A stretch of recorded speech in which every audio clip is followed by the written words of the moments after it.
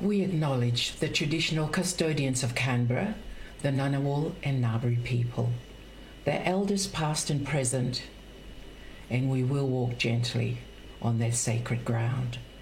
We acknowledge the members of the Tongan royal family currently residing here in Canberra, the leaders of this country, and we also acknowledge the leaders of all Pacific Island nations here. Welcome everyone to the Lo'au University Multimedia Program Storytelling. My name is Luciane Lafitani. On this rather cool autumn afternoon in Canberra, Monday the 12th of April 2021. This program brings people from all communities and cultural backgrounds here in Australia and from all over the world to tell you their story. Everyone has a story. And if I'm not mistaken, everyone likes to hear a story. Here in our studio today, I have Sharon Bartley. I have known Sharon for quite a number of years. She has been and is a very busy woman. And today, she will tell you only some, of her story about her life so far. Thank you. Welcome, Sharon, to the program. Thank you, Lucy. And this is quite exciting, Sharon. it is exciting to sit and listen and talk with you, yes. And I know that you didn't visit Canberra to come and talk to me on this program here about storytelling. But anyway, before we start, I'd like to take you all the way back. All the way back. Let's start from the very beginning. Yes. Sharon, can you tell us where you were born? I was born in New Zealand. I was born in 1947. Some time ago. Just a little. That's, about only 70 plus years ago. Yes. So In Auckland. In Auckland. Eldest of 6 children. Mm. Many siblings. Yes. Great childhood. Yes. Growing up. So whereabouts in Auckland, Sharon? In the eastern suburbs in Auckland, Panmure, quite a well-known suburb now. And a lot of people who are watching Yes. from New Zealand will know exactly where Panmure is. They would know what it would be like to be on the Tamaki River, either swimming or being near the wharf or the yacht club or places. A beautiful place, Sharon. Oh, definitely. And what a wonderful place to grow up. Oh, yes. And at that time, things were a little different then, a little easier. Yes. Easier in what way? I think easier. You spent more time with your families, with your relations that come to visit, whereas now, when you live in Australia, you're a long way from family. It's distant. It takes hours to drive from A to B. This brings me to the time we're in Melbourne, and I'm in Canberra now. So to visit family, you're driving for 6 to 8 hours. It's family. That they're the backbone of our living. That's right. Our lives. We need them. Yeah. And we talk about you talk about Auckland. Yes. And living in Auckland. Yes. And when you think about you living in Auckland, I talked to you about Tonga, and that's a very tiny island. So it takes a few minutes to get from one place to the other. Yes. In Auckland, it does take only a short distance between A and B. Yes. Whereas in Australia, it's huge. We're talking about hours between and hours in the car. You sort of you need to just about pack a lunch to go between A and B, or pack for overnight. You are a long way between A and B. Yes. I enjoy coming to Canberra to see family. I just wish you lived closer. Well. And Canberra, I think the weather is a little bit similar, isn't it? It is. It's quite cold in Melbourne. Yes. So I think even Auckland weather could be warmer than it is. closer to the water. Because we get down to -8 in the winter, and I don't think Auckland gets down to that. I think the weather is better in Auckland than in Melbourne. Melbourne is cold. Yeah, Not as cold as Canberra. missing Auckland a lot. I One miss day. Auckland. Yes. For the first 20 years I lived here, I went back there 3-4 times a year. When did you decide to move here to Australia? I moved here in 1992. 1992. Right. In January, so I did come with my son Christopher. And moved to where? Melbourne. Oh, you moved To Melbourne. Okay. For job reasons. So I did miss Auckland then, still miss it. I've lived here 30 years and still miss Auckland. I miss the camaraderie of being close to family. I think family are your biggest support group. Absolutely. Without your family, Yeah. you need them. You need them in life. I think, Sharon, you always miss your birthplace. That is your special If you were born there, beginning yes. and start. And it's necessary to go back there often as you can, to either pass on that to your family, absolutely. the young ones coming up behind you. Yes. So, Sharon moves to Melbourne in 1992 with one son. One son and one husband. And one husband. One husband. Don't forget the husband. One husband. He tagged along. One son. My other children were older, so they Right. came. They had a little bit of a life. They had started their working life in Auckland, so they chose not to come with me. So I arrived just here with a 9-year-old. The idea was to get him settled just in school and life and not do anything, not go to work, just be a stay-at-home. And you have less money staying at home, but the idea was to do that. Stay at home, get him settled, and then the others followed. The other older children followed later. And as you said, Sharon, even though staying home meant less money, but it was important. It's important for young Yes. children just to help them get along and get started. Yeah. Yes, I And agree. there's that stability, isn't there? To have mum at home, if possible. I know it's not possible for all mums to be I home, agree. but if possible, that is quite the best start, isn't it? It's a good start, even if you can work that out, that's what the young ones need. Yes. A parent to be at home with them. It's good stability in life. And I know it's quite difficult now, in this day and age for a parent to be home, for mum to be home and look after the children. They usually have to have the two wages, especially if they're paying for a mortgage or something like that. So paying a house and yes, there's less and less opportunity, but there are still, quite not as many mums that are able to stay at home and bring their children up to school age and then start the working life, because that working life hangs on to you for quite a while. Yeah, it's good to go to work. Yes. There's nothing wrong with that, and it's good if some member of the family can look after children you've got that are little. That's really good. I think that's a good way to go. But you've got to do what you can do. If it doesn't work, you've just got to do what you can do. That's right. So we've got your son going to school. So what did you decide to do when you had him packed off to school? Well, then there were the hours between 9 o'clock and 3 o'clock, so I could sort of get out and find some people for me, groups of people.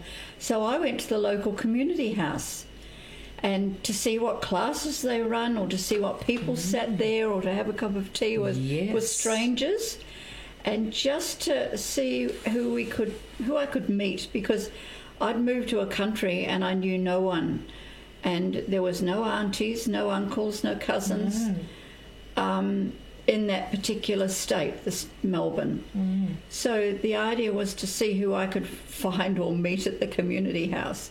So off I go there, and I found the sewing class, which was a good class. It taught me some good basics. So I did 1 year, then I did the next year, so I went to there for 2 years till I felt comfortable, and I met loads of just lovely people. Some of them I still see today. There you go. Joined a sewing group then, and 25 years I've been sewing with the same people I met when I first came here. I have made quilts, and I have done patchwork, sewed, and done craft. I am one of the lucky ones that have seen Sharon's beautiful Yes, I'm work afraid through the years. Yes, I do make them and give them to people. So I think that's part of the enjoyment of giving just something you've made, handmade. And I remember my mother coming to visit me once, and she said to me, "Sharon, why are you cutting all those bits of fabric up and then sewing them all back together?" But I was doing that, either bits of fabric that was being sewn back together, and she said, "Teach me how to do that." So then she got the bug, and she was well into her 60s when she got that bug. And it was so interesting and so good to see her taking on a new hobby at her age, when people sometimes retire at 65. That's right. But she had started this new lease. Beginning. And she went to visit my sister while she was over here in Australia, because she'd come on the plane from New Zealand. She went to visit my sister in Perth, and my sister rang me and says, "Why on earth did you teach Mum to do all that stuff? She doesn't want to leave the house. She's hooked." So my mum got into the patchwork late and loved it. It was just another extension, another group of people she could meet with. She could sew, and, you know, I was happy to show her anything. Isn't it amazing, Sharon, that for once I was able to show her what you can do, and it was just through learning and meeting. And you learned through this group at the community centre to sew, then you learned to quilt, then you showed your mum, and then she learned. You know, that extension of what you learn from people, and while you were sitting there all those years sewing, you would have been sharing stories with all those women. Sharing stories. So further to that, my mother went back to where she lived in Auckland and went to the Massey, to the community house where she lived, and started up a sewing group. So at the age she had started up a sewing group of older people. And she would ring me up and say, "When you come over next, will you bring something to teach my ladies?" And I said, "Oh, okay." So I would design something here, work it all out, hop on the plane when I went back to visit her in Auckland, show her ladies at her class what to do, and we'd be talking about something that I'd learned here in Melbourne, and I'd be showing them in Auckland. This same pattern and technique, all through me learning at a community house, my mother going to a community house, going back to the community house and learning, showing, just passing knowledge on. Learned something and passing it on. And as you said initially, you didn't know anyone in Melbourne. No. And going to the community centre or house meant that you could meet people and maybe meet people with the same interest. Yes. But you didn't. You found a new interest, a new hobby. Oh, totally. And you were able to teach that to other people. Totally. And interesting enough, even today, I'm a member of U3A. Which is the University of the Third Age. I think it's worldwide. I think it's everywhere. People look that up anywhere they're living, and there'll be a U3A somewhere. And U3A offer classes, I think at a cost of $50 a year our members pay, and they can do as many classes as they want to do during the year. And I bet there's a whole lot of there are so many different classes, subjects just for people to learn. They can join walking groups. There's a computer group. Yes. There is I do a sewing group. I do a genealogy group. Genealogy Group. There are all sorts of different groups. I did a philosophy group last year. Nice. For the year. Yes. Learning all about different... And all through this UA3. U3A, University of the Third Age. And costing only $50 a year. Registration a year. If you have a partner that joins, the cost becomes less. So for two for the price, join not for quite 90. two for the price of one. Yes. But you save a bit of money if your partner joins. Yes. Which is really good to extend that knowledge of what you want to do, just to keep your mind busy. If you're active and want to do there's a Keep Fit group and a walking group. And as you were saying, if you keep your mind active. Yes. If you keep busy, keep doing things, because I know you'll meet lots of different people, and your mind is, exercise. It's like you exercise your body, you exercise your mind by learning new things and meeting new people. There's new people to be met. You gain a little bit of confidence, with meeting other people. Yes. So, I know you've been talking about you did a philosophy class this year. But I'm interested in that genealogy class that you said that you genealogy took. is So what was in that course? The course is just learning and putting together your basic pedigree tree. And your basic pedigree tree are your parents, your grandparents. So your two parents... Yes. Great grandparents and great grandparents. Right. You can gain a little bit of information or write it down or talk to aunties or talk to whoever you can in your family and just learn what they can tell you. If you can't, there's a little bit of knowledge you can pick up free. There's a free website called familysearch.org. Right. There are the local libraries that do have access to a few computerized programs you can get into. There are Facebook groups that you can get into. Look them up and you join them and they will give you information. So after, when you did that course on genealogy, I know you've got, what are your other interests? To do with genealogy. Yes. Genealogy has taken me to another level, which is DNA. Oh. Yes. Interesting. DNA. Tell me. Oh, what can I tell you about DNA? You are. Because as you know, there's so much interest nowadays, so Sharon, much interest in DNA. People wanting to know. Young people want to know because they are looking. Young people are looking for answers. Some of them want answers because some of the older people in the family won't help them out. So they do their DNA to see if they can just get some answers. I have a few people I know that I help out because they are stuck on doing their DNA. So it's not easy, Sharon. I had very my DNA confusing. test done and I haven't really gone into it, It is confusing, but yes. if you were to join a group or go and talk to somebody or look up on the Facebook groups, just start somewhere. Yes. Somebody will come along, and there are what they call search angels. Search angels. Search angel. It's a wonderful name, but there are people out there that will help you. But you have to approach them. If you don't approach them, they're not going to know that you want to know. Like having a bit of a prayer, isn't it? Oh, well, you get an angel helping you. That's what people do. Sometimes you get to the end of the road and you say a prayer to yourself and it will be answered somewhere.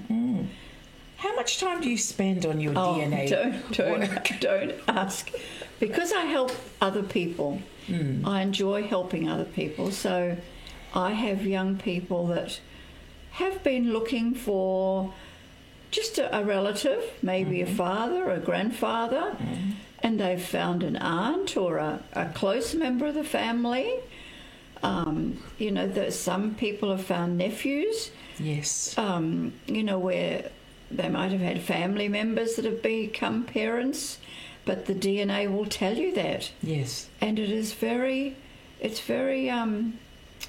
that's what you want to go down that path, it's very full of information. And I know there's a little bit of reluctance, from some people, because they don't really want to know or to be, I guess, surprised, maybe. It can be a little bit frightening. It may be. Because I know a few people that I've known have found people that they didn't know they were going to find. They're popped up in their DNA. That can happen too. I think it's quite exciting, but, we're not all alike, and some people are a little bit hesitant about finding an uncle or, a sister or something. I agree. DNA. I agree. Some people you have to have a little bit of support. You have to tread carefully, but you would. Yes, you would. You just have to, if this is the path you want to go down. Usually, you've got that confidence to go down that path and look and find. And that's what genealogy does. Genealogy is bringing the past to life. The past to life. I like that. Bringing the past to life. It is. It's bringing the past to life. And the past with those stories from, Yes, I know you've agree. had some exciting times looking and finding, and you've got this sort of mind anyway, Sharon, that likes to look, I think that when you do your research, you should try and look for the people that you can't find in your DNA, that you can't find in your genealogy, because that's why DNA is a backup. If you have a paper trail, as they call it, so getting information down on paper first, by getting to know a little bit of information, then tie in your DNA. If you do your DNA first, it's hard because you don't know who you're looking for. Okay. So there is a little pathway to go first. So taking one path and then the other, where you've got a little bit of backup. And as you said, Sharon, there's help. There's help. Information. There are people. I've been doing genealogy for a long time. It would be near 40 years. Wow. And I had traced a whole family of mine, thinking I was a member of a family. And then I discovered I wasn't. DNA told me that. And you find there's another path to go. Exactly. To search. Exactly. So when they say when you're looking for something on computer and they think, try another search. Exactly. Try a different search. You might be looking for a Scottish group, an Irish group, an English group. You might be looking for siblings, sisters or brothers. There are groups looking online in Facebook groups. They're very closed private groups where you can join. Put some information there saying, does anybody know of this person? And there are other people that will read that, and somebody will write you a little message back, private message you back with an answer. I think that was what surprised me when I did my DNA, is that I got an email of a person looking for someone, or trying to find out who they were, and I was quite surprised, and I thought, wow, this is pretty amazing. Someone at the other side of the world has found me. They're a very helpful lot. I find the genealogy people are very helpful. They are willing to just help because they know what it's like to be looking and not get answers. So people do want to help. Yeah. So with your groups in Melbourne, what groups are you into that help you with your genealogy and DNA search and so forth? Well, I suppose I do a lot of work with Ancestry. Right. Plus My Heritage. I use. Okay. These are Plus the big groups. big groups. Ancestry and Find My Past you can pick up at your local library in Australia. Past. I don't know about New Zealand. I haven't looked at the libraries there to find out, so I'm not 100% sure there. Right. But I think just joining a group, I joined my genealogy group with U3A about 5 years ago now, and they're a very, very supportive group. And we have people ranging in so many different ages and nationalities. Yes. I think that's a very varied thing, to have people of different nationalities that bring forth different community ideas. Yes. Yes. Yes, so I do a lot of research for other people in New Zealand, people who want to know about where people lived and the early parts of New Zealand, where people, what they did when they were there, early days. Because with New Zealand, like in Australia, when people came and they settled, and then they had to move around to look for work. Of course, yes. So it wouldn't be that easy, would it? Back in those days, to have to move from one side of the country to the other just to find work. Well, I believe they used to go on those steamers. They wouldn't have walked because too far. They didn't have buses. They didn't have planes. Too far to go on a horse and cart. Too far, so they would have got on those steamers that went between Auckland and Waikato and, I don't know, maybe Wanganui or New Plymouth, yes. then to Wellington. Because that would have been like in the islands where I come from, from Tonga. They had steamers that went inter-island steamers. Oh, yes. So I guess going from, if you're going from North Island to South Island in New Zealand, it'll be, as you said, in those days, a steamer. I think so. I think that's how they would have got there. I mean, we're talking about 1800s. That's right. Maybe transport changed later on, like the horse and cart. But people got around. They did. It's quite surprising. I read a lot of electoral rolls because it tells you a lot of information reading the electoral rolls. If you can get hold of that in the local library, it's usually on the computer, on the internet, on Ancestry or one of those. Libraries have Ancestry. Most libraries do. So you can sit and read it for free, So when you're looking at an electoral roll, say from the 1800s, what would that tell you? It'll tell you how people moved from place to place? Well, if you were looking for a particular person, say you would put their name into Ancestry, and usually you would have an electoral roll come up. It's good if you can read a death certificate or a marriage or a christening certificate. This information is on Ancestry. Electoral rolls, if you're looking for a person, you can try and understand who they may have married, but by the electoral rolls, and you might see another name, always look them up, because you have to scroll down through those surnames to see where that person may have lived and see who else lived at the address, because you can pick up families of people within families in that one electoral roll living at that same one address. So electoral rolls and census records would be the best thing for looking up where people lived. If they lived in Dunedin, they can't have been in Auckland when you're thinking they may have fathered or mothered a child when they lived in Dunedin. It's too far away. At a certain time, especially. So the electoral roll will tell you where he lived, where they lived. Auckland rolls, I find my grandmother on the roll in, say, 1925 in parts of Auckland, East Auckland, general roll.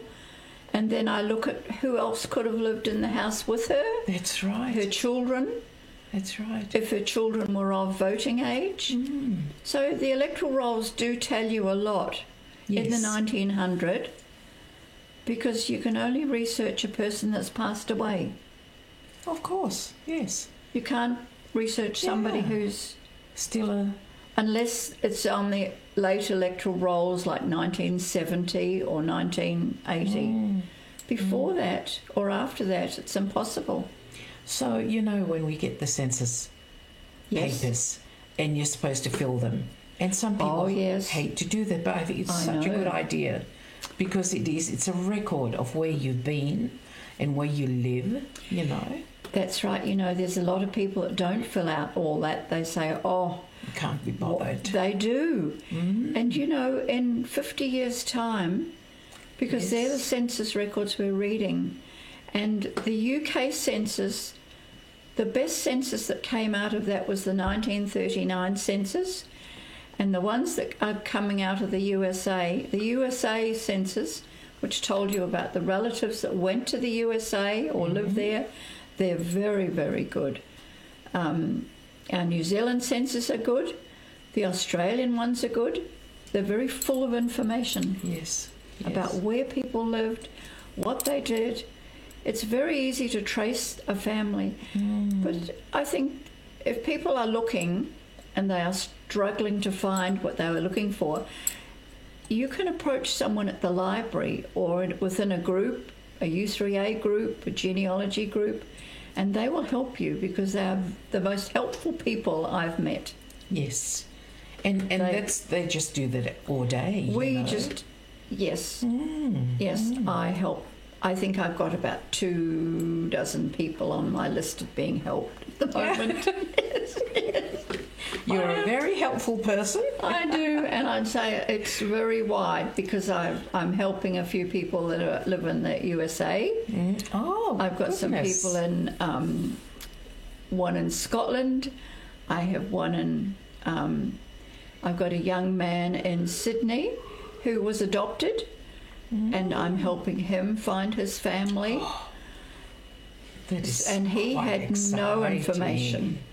So all I have is his DNA. Me. So through his DNA, my husband does link into his DNA. So because of that, I've got a little bit of a lead. So you've got to have a little bit of a paper lead to start with.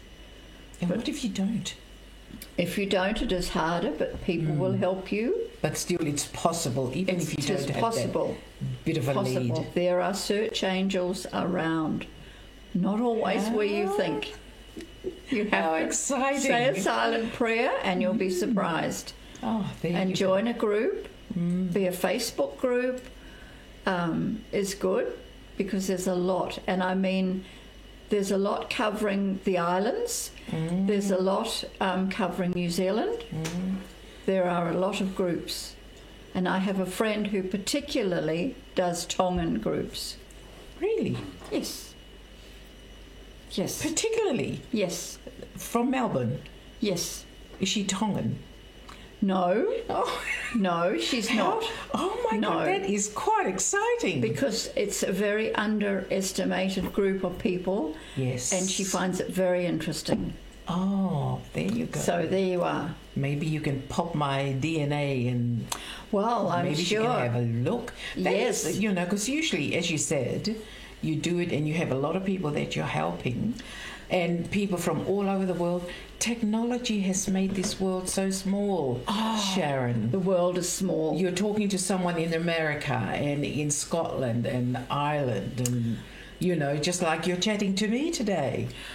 I have a wonderful. I suppose because my DNA, I wanted to know about a few people that were in the DNA, and I wrote to them, and I found one family had a family member that had lived on a reservation, born on a reservation. Oh. I was so intrigued that I wanted to read the stories about this particular man. I was just interested in how they lived and the family around them. It just a made... reservation in where? Oh, I don't know, maybe in Arizona. Okay, so I it's think North America somewhere. Oh, yes. Okay, Yes. right. So right there in the middle of America somewhere, which made it so interesting. I so wanted to be part of a family like that. Yeah. Aren't we like that? We look at someone's life and we think, oh, how exciting was her life or was his life, I wish I did that, or I wish we did that. And yet they will find your life fascinating. I was just going to say, they turn around and people look at our lives and they say, oh, isn't that life interesting? But it is interesting. It just is.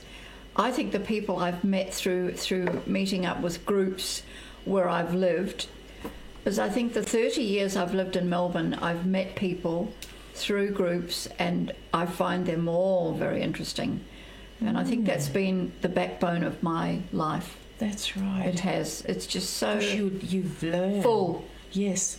And you are still learning about people and still learning. How they live their still lives. Still learning. I don't think we can ever stop learning. No, we shouldn't. I remember Siwa saying, we never stop until we drop. Well, that's true. And I think we're teaching.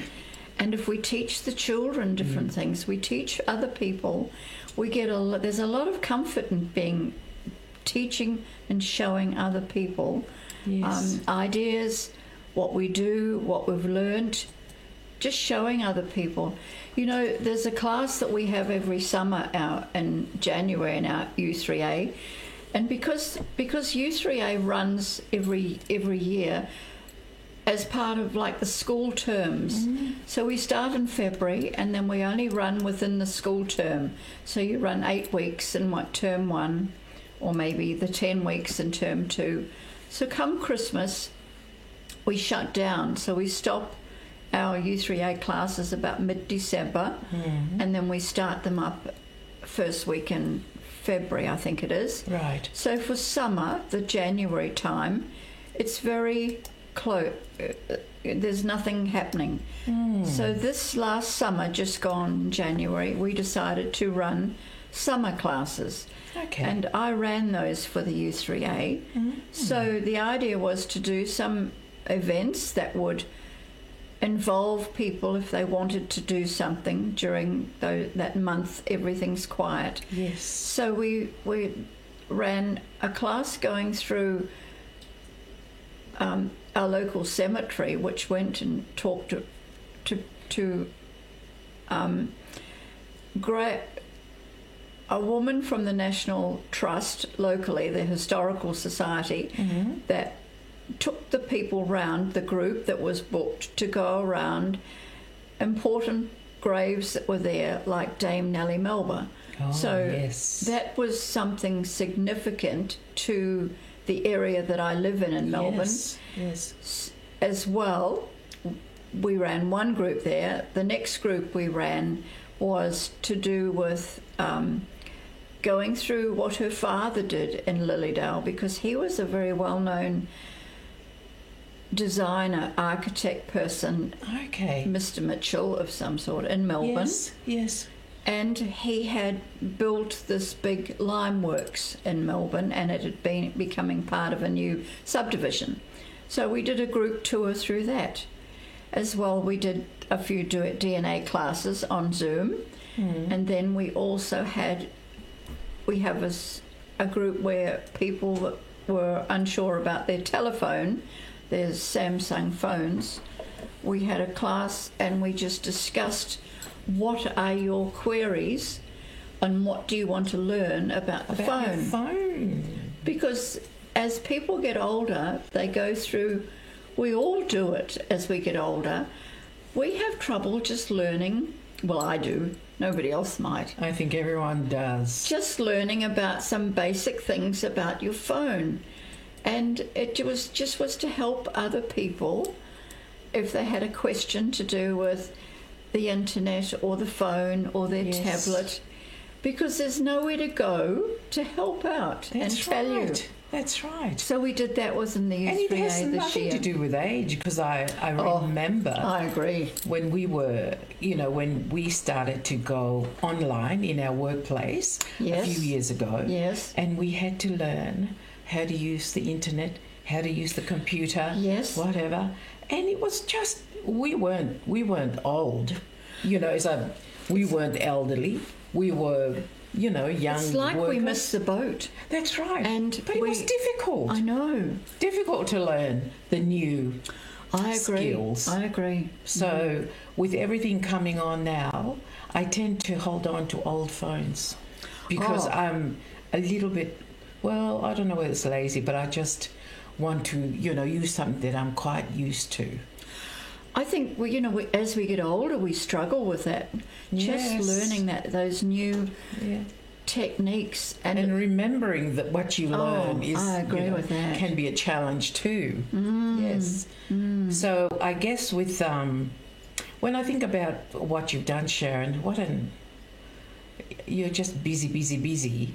So I am, but that's life. You need to be busy. I think just to keep busy. I'm not an active person that goes out like walking a lot and jogging and things like that. So I like to keep my mind active. Yes. And I think that's important. Yes. Absolutely. Just to keep that mind active. Yes. Because I think, I know that we've had conversations with other women and they've said sometimes people say, oh, I've hit 60, so I think it's time to slow down and, I'm going to retire a bit and just do this and do that. But you shouldn't really, No, I shouldn't really think about that. I don't think so. No. And then you hit 70, all the more, you should be thinking and doing other things. So I'm listening to you and I'm thinking, maybe slowing up, maybe cooking less, things like that. But no, not slowing the mind. You know what I'm going to slow down? No. Housework, I will slow down. I will slow down doing the housework. You don't notice the housework as much. I think you just have to keep your mind busy. Yes. That'll be my thing. If family come and they'll say, Nana or Mum, look at the house. What are you doing? And I'll say, I've been busy keeping my mind busy. I think that's what keeps you going, and it's good. It's very healthy. Yes. I think so too. Yes, I do. Because I've talked to quite a few people who are much older than I am, and I think I always tell my husband, I want to be talking clearly and remembering what I'm talking about when I get to their age. Yes, I find now that if I'm cooking, I try and prepare 2 meals at once. Yes. So I do 2 meals or enough for 4 or 5 people. Yes. And then you can eat leftovers. That's right. And you've got more time. Yes, it does. And I have to say, I do say to my husband that after dinner, if he watches the news, I'll go to the computer for an hour. Because I just enjoy what I do. I enjoy research. Yes. So I do like that. Yes. Yes. Mm-hmm. So what else in your busy life, what else have you fitted into that busy schedule? Busy life. Well, I'm very involved with, as well as doing that genealogy, I do run a sewing group. So I run the sewing group. What time when do you fit that in? So I do run a sewing group, and it is a hand sewing group. Okay. So nobody brings their machines. Is that at the community centre? Yes, it's at the U3A once again. So because I felt I have this knowledge and I don't mind running the group. It just involves other women, because I think you need that outlet where you can just go. We ran for 2 weeks when COVID affected us in Melbourne, so we didn't have classes. I was going to ask you how you coped during COVID, but I'll let you finish what you were going to say. Yes, we didn't run last year at all, so this year we've gone back to physical classes and seeing each other. And the first 2 weeks we went together, we just got together and had a chat. And I said to everybody, just come along and bring something to drink and we'll just sit and talk. Glass of water is all that we had. No sewing. And we just caught up on information, because I think women need that outlet of mixing with other women. Absolutely. You need that camaraderie of just sitting and talking about general stuff. Yes. That you can't really talk to Family your husband or to anything your, like that. You know? You just have to talk. Yes. And just air it out. Talk about different things. Children. The biggest thing we all, or most of us, talk about are grandchildren. Yes. So you share a photo of which one's grown, or which one's been born, or who's which getting one's married, and all that. All that happens, and talk about children. It's healthy just to talk. It is healthy. Airing anything is healthy. And I think we as women, we find that we are a lot more, you know, sometimes I'll say to my husband, I just need to chat to someone. And then I'll chat, and my chat usually goes for an hour and a half. Yes. Because I do like to talk. Yes. But, you know, having said that, I know sometimes they say, oh, women talk too much or whatever. I have been around where I've seen men talk also, and I think we as humans, doesn't matter if you're male or female, you do need to chat and talk to someone else. Yes. You know how they started. I remember watching something on ABC about men's sheds, and I thought, how wonderful that they've got this group, you know, so that men can go and do their thing and talk to other men and find support. I know in the islands, or especially in Tonga, apart from other things that men do, they have cover groups, and they get together and they have a bit of cover. Good outlet. And and they talk and they sing, you know. You know, I think singing's good. Oh, yes. Singing is good. I try. I do find that with COVID, we were very restricted last year, so we did meet and talk with more of our neighbours at home. So when we were down, not able to go far, Melbourne, we were restricted. Yes, you were. We talked to either neighbours all around us and neighbours across the road, and people you wouldn't normally talk to, we met. We had met them, but we live next door to people, and they said, we've met the neighbours and we've done... It's been good. So in that way, I do think COVID forced people to talk to each other. I think it did.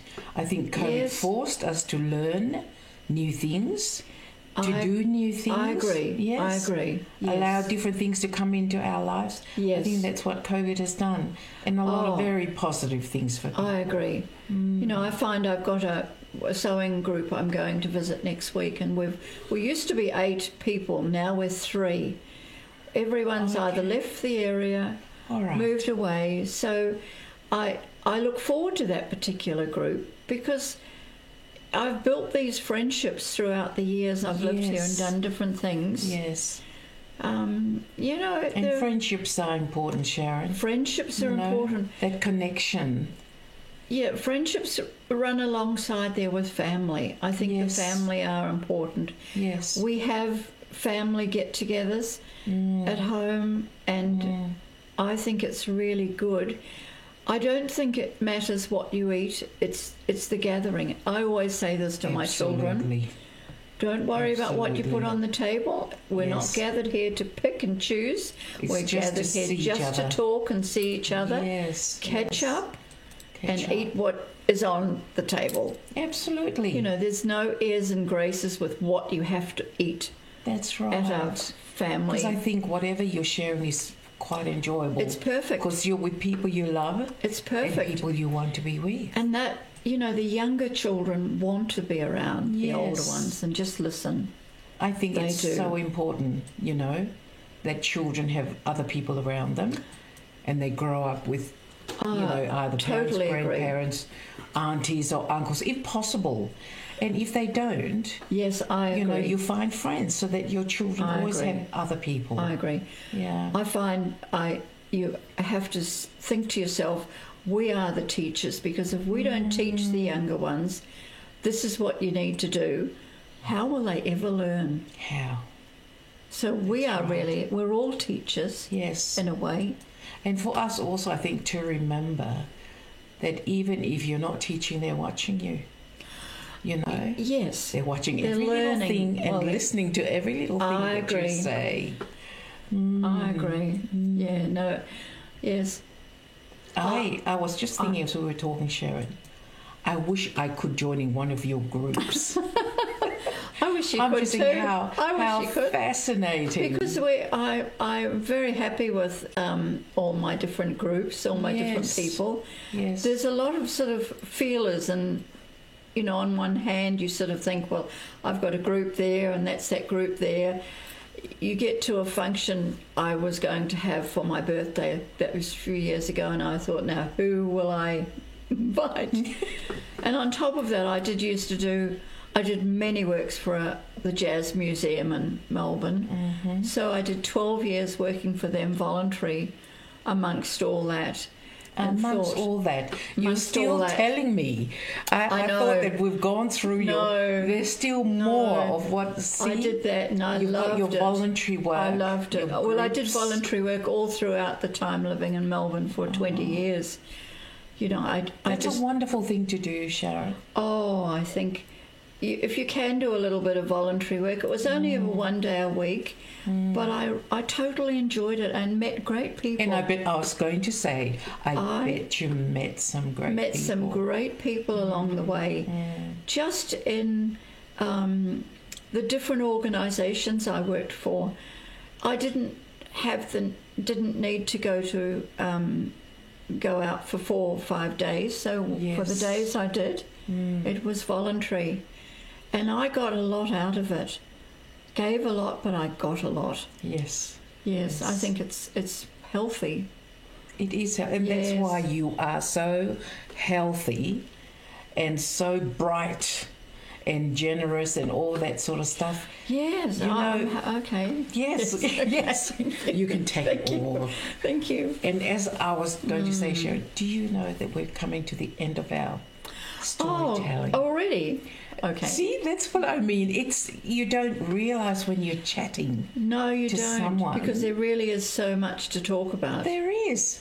And you Yes. can't talk about your life in an hour, you know. You need a few sessions. And I know even though you're going back to Melbourne tomorrow, there will one time where you'll be sitting maybe in your group, and I can meet them online with this program.